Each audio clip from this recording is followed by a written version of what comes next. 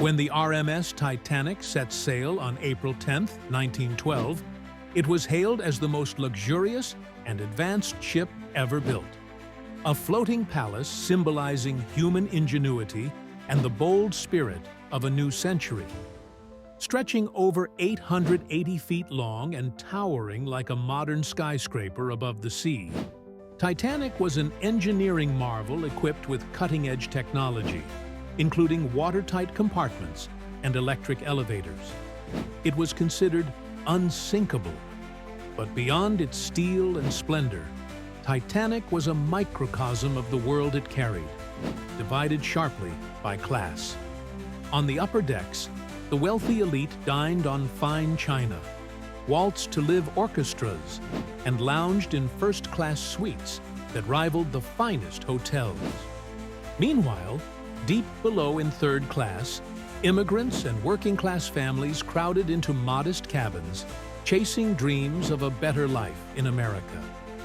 But the ship's grandeur met tragedy on the night of April 14th, when it struck an iceberg in the frigid North Atlantic.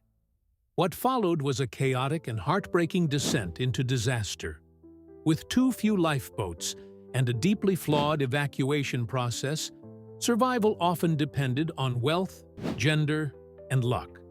Over 1,500 people perished, many of them third-class passengers trapped by locked gates or denied access to lifeboats.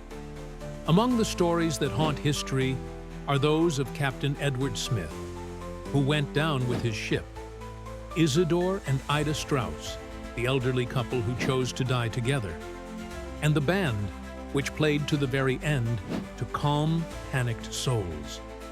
Titanic's sinking shocked the world, not just for the scale of loss, but for how it exposed the arrogance of technology and the cruel realities of social inequality.